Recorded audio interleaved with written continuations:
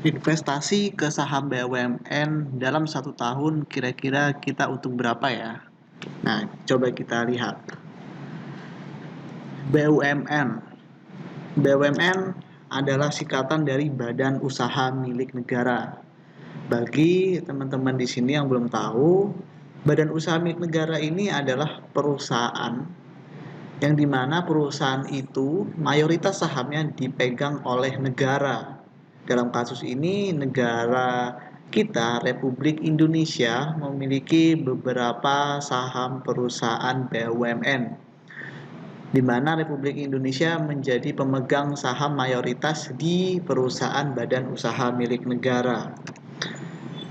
Intinya BUMN itu adalah perusahaan yang mayoritas sahamnya dipegang oleh Republik Indonesia. Nah, kita coba lihat berapa sih keuntungan yang akan kita dapatkan apabila kita berinvestasi di perusahaan BUMN ini dalam satu tahun. Nah, data ini kita ambil secara year to date dari 2 Januari 2023 sampai per tanggal video ini dibuat, yaitu pada tanggal 6 Desember 2023, hampir 1 tahun.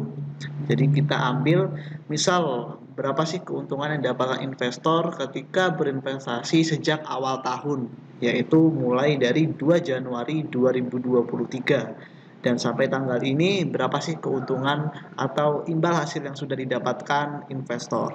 Yuk coba kita bahas. Nah, ini ada beberapa perusahaan BUMN yang ada di Indonesia dan ini kan kami ambil, ya memang tidak semua, kita ambil beberapa dan akan kita bahas berapa sih imbal hasil yang dihasilkan perusahaan BUMN ini dalam satu tahun. Perusahaan pertama yaitu ada PT Bank Rakyat Indonesia yang bergerak dalam sektor perbankan dengan kode saham BBRI. Ini sudah menghasilkan imbal hasil 10,8%. Lalu perusahaan kedua ada PT Bank Mandiri, perusahaan yang sama yang bergerak dalam sektor perbankan.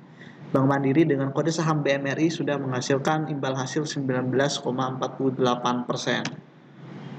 Lalu di perusahaan ketiga ada perusahaan PT Bank Syariah Indonesia dengan sektor yang sama.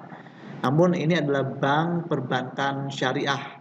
PT Bank Syariah Indonesia dengan kode saham BRIS sudah menghasilkan imbal hasil 33,4%. Lalu ada PT Jasa Marga dengan kode saham JSMR dengan bisnisnya dalam pengelolaan jalan tol di Indonesia sudah menghasilkan imbal hasil yang terbilang cukup besar, yaitu 59,1%. Lalu perusahaan selanjutnya, perusahaan yang bergerak dalam jasa pelabuhan yaitu PT Indonesia Kendaraan Terminal dengan kode saham IPCC sudah menghasilkan imbal hasil 25,4%. Lalu ada perusahaan anak usaha dari Pertamina yaitu PT Pertamina Geothermal Energy dengan kode saham PGEO sudah menghasilkan imbal hasil 25,7%. PGEO menjalankan bisnisnya dalam bisnis energi terbarukan dan juga panas bumi. Lalu ada PT El Nusa dan kode saham ELSA sudah menghasilkan keuntungan atau imbal hasil sebesar 26,4%. El Nusa adalah perusahaan yang bergerak dalam eksplorasi minyak dan gas. Lalu perusahaan selanjutnya akan kita bahas Biar Fair. Tadi kita sudah bahas beberapa saham perusahaan BUMN yang berhasil memberikan imbal hasil positif, dan Biar Fair kita juga akan memaparkan untuk BUMN yang malah tidak memberikan imbal hasil, bahkan tercatat posisi minus. Dan BUMN apa saja itu? Yang pertama ada PT Adikarya dengan kode saham ADI. Adikarya ini adalah perusahaan yang bergerak dalam sektor konstruksi. PT Adikarya adalah perusahaan BUMN dan sejauh ini PT Adikarya tercatat memiliki imbal hasil negatif yaitu minus 22,31%. Lalu perusahaan kedua ada perusahaan PT Perusahaan Gas Negara dengan kode saham Gas yang saat ini memberikan imbal hasil negatif yaitu senilai minus 35%. Lalu juga ada perusahaan PT Aneka Tambang yang bergerak dalam sektor pertambangan emas dengan kode saham Antam yang masih memberikan imbal hasil minus 12,8%. Lalu perusahaan selanjutnya ada PT Bukit Asam, perusahaan yang bergerak dalam sektor pertambangan batu bara. Perusahaan ini masih memberikan imbal hasil minus 34,9%. Lalu perusahaan selanjutnya ada PT Waskita Karya dengan kode saham WSKT yang sejauh ini memberikan imbal hasil minus 44,5%.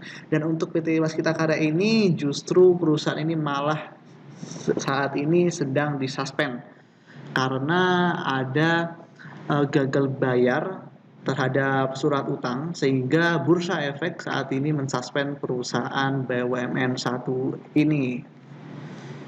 Nah, itu tadi beberapa perusahaan BUMN yang masih memberikan imbal hasil negatif. Nah, jadi pertanyaannya, apakah ketika kita berinvestasi di saham perusahaan BUMN akan selalu menghasilkan keuntungan? Oh, tentu jawabannya belum tentu. Itu baik lagi ke perusahaan BUMN-nya dan cara operasional bisnisnya. Kita sebagai investor juga harus menganalisa serta mempertimbangkan beberapa perusahaan BUMN. Apakah perusahaan BUMN tersebut menjalankan bisnisnya secara baik, efisien, atau malah tidak. Jadi untuk para investor, apabila ingin berinvestasi ke perusahaan BUMN, itu sebenarnya tidak masalah. Namun kembali lagi perlu analisa lebih dalam perusahaan BUMN apa yang akan diinvestasikan. Karena dari data ini bisa kita simpulkan bahwa tidak selalu perusahaan BUMN memberikan keuntungan. Balik lagi ke investor untuk menganalisa lebih lanjut terkait bisnis perusahaan, prospek ke depannya, lalu GCG-nya, lalu manajemennya juga. Nah, itu kita juga harus perlu perhatikan terkait hal tersebut. Tujuannya agar kita bisa mendapatkan keuntungan dari perusahaan BUMN yang kita investasikan. Nah, untuk teman-teman di sini yang belum punya akun saham atau ingin berinvestasi di saham di pasar modal Indonesia, bisa menghubungi kami investment specialist dari PT Mirai Aset Sekuritas Indonesia di nomor 0881 6387 081. Di sini teman-teman atau calon investor bisa berkonsultasi dengan kami terkait perusahaan-perusahaan yang ingin diinvestasikan, bagaimana penggunaan aplikasi di Mirai Aset, itu teman-teman free untuk konsultasi. Nah, sekian paparan dari kami. Terima kasih. Wassalamualaikum warahmatullahi wabarakatuh.